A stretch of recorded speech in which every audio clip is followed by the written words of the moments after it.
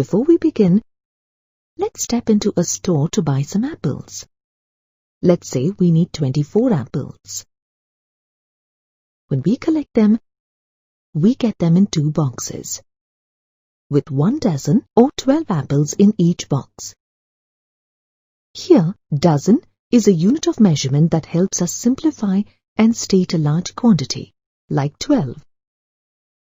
When scientists were working with elements and compounds, they felt the need to have a unit of measurement to count entities at the microscopic level. Thus, the SI base unit, mole, was introduced. Mole is the amount of substance which contains as many elementary entities as there are in 12 grams of carbon. Elementary entities may be atoms, molecules, ions, electrons, or protons.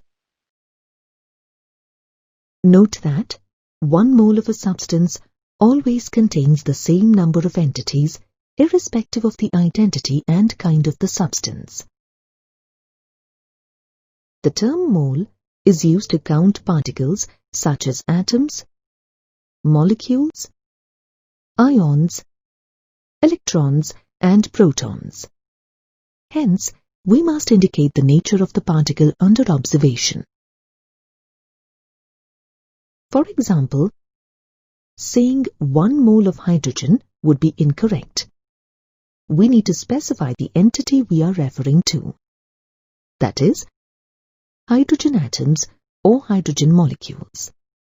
Thus, the correct term would be 1 mole of hydrogen atoms or 1 mole of hydrogen molecules.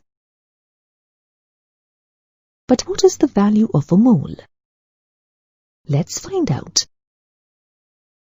We know that a carbon-12 atom is used as a base to calculate the atomic mass of elements. Hence, scientists used carbon as the base to determine the value of 1 mole. They used a mass spectrometer to determine the mass of a carbon-12 atom and found it to be 1.992648 multiplied by 10 raised to -23 gram. They then divided 12 gram moles of carbon-12 by the mass of carbon-12 and obtained 6.0221367 multiplied by 10 raised to 23, which is the number of atoms in 1 mole or 12 gram of carbon. This is the value of 1 mole and is known as Avogadro's number or Avogadro's constant, in the honor of Amedeo Avogadro, and is usually represented as Na. Avogadro's number or Avogadro's constant is defined as the number of elementary entities, atoms or molecules or ions in 1 mole of a substance. Thus, we can say that 1 mole of water molecules contains 6.022 multiplied by 10 raised to 23 water molecules. Having found the number of moles in a substance, we can determine the mass of a mole, also known as molar mass. Molar mass is the mass of 1 mole of substance expressed in grams. The molar mass is numerically equivalent to the atomic or molecular or formula mass in U.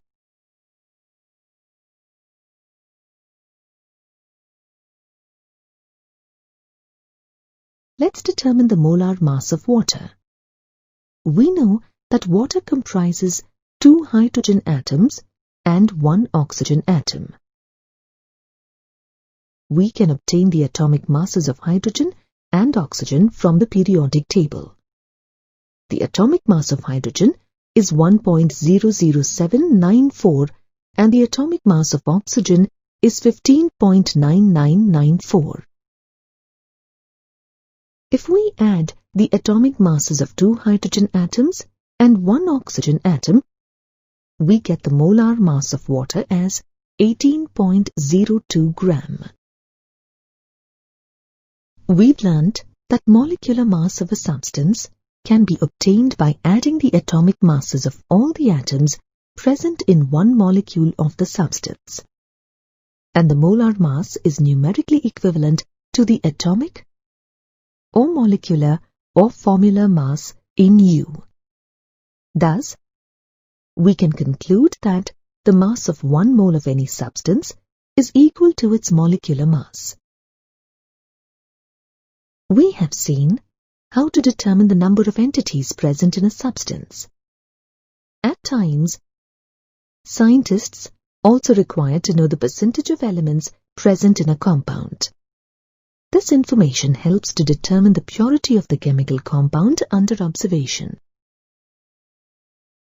The percentage composition of elements or constituent in a compound is the number of parts by mass of that element or constituent present in 100 parts by molar mass of the compound.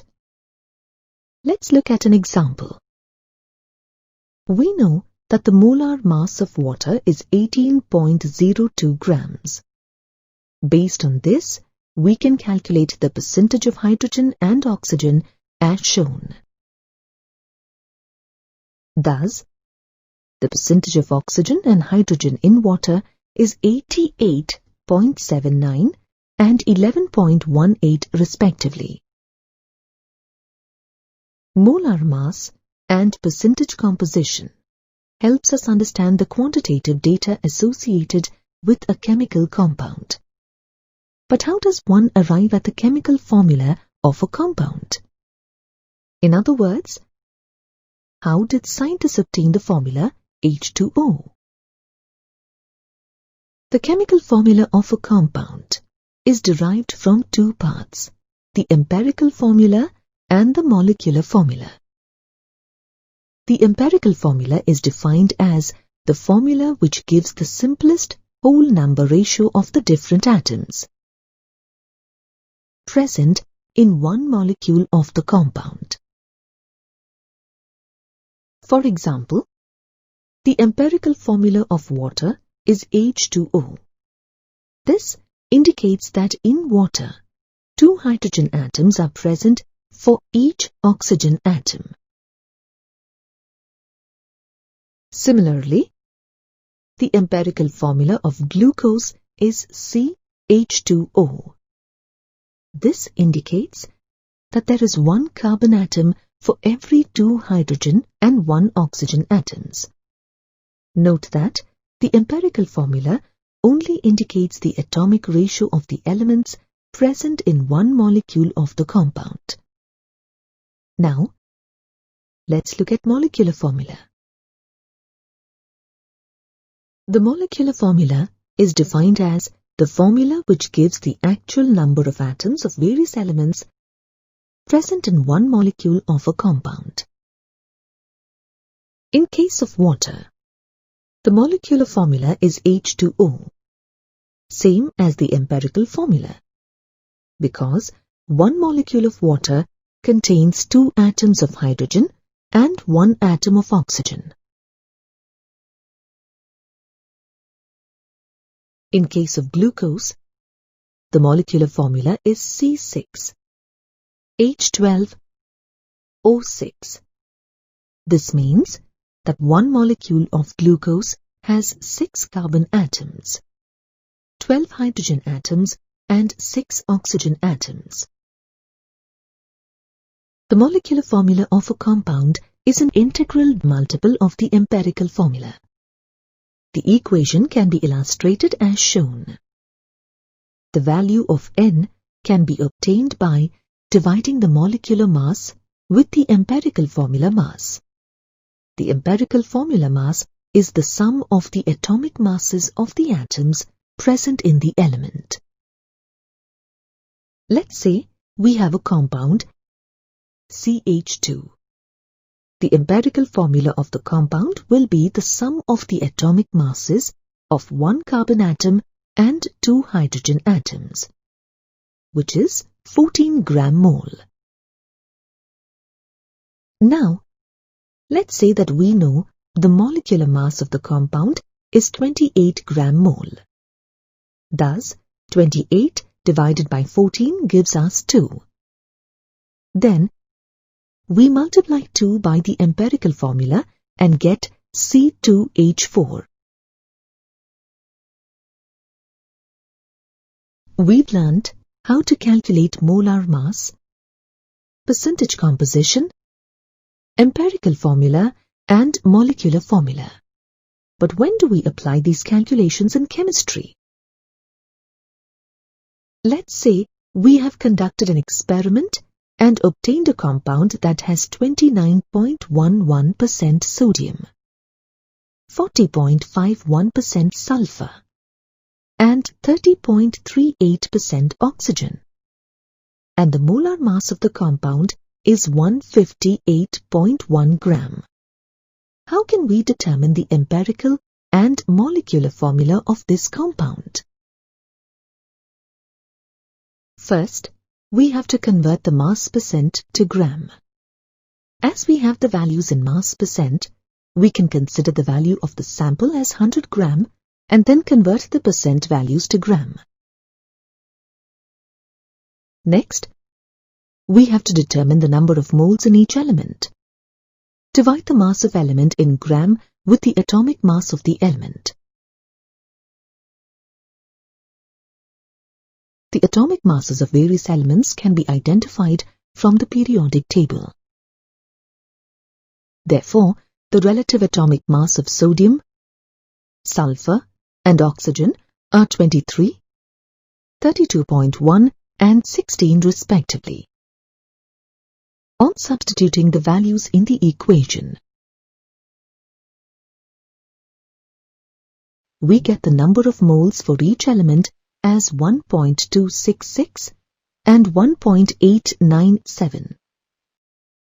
Next, calculate the simplest molar ratio.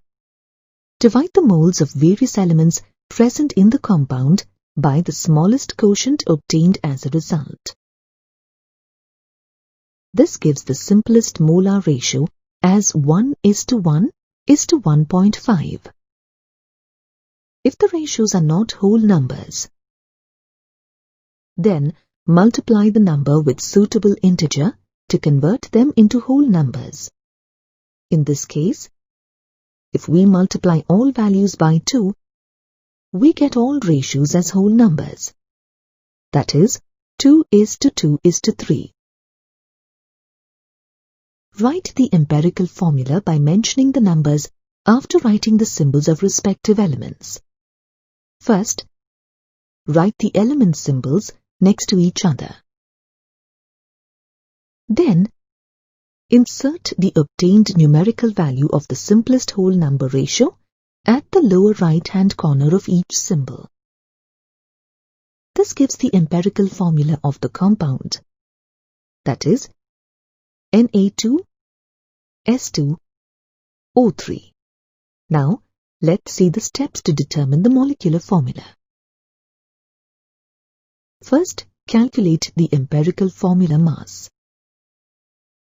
The empirical formula mass can be obtained by adding the atomic masses of all the atoms present in the empirical formula, which is 158.1 gram.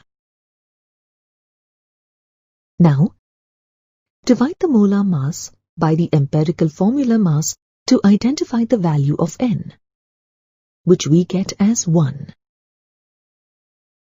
Then, molecular formula of a compound can be determined by multiplying empirical formula of the compound with N. In this case, the molecular formula will be the same as the empirical formula.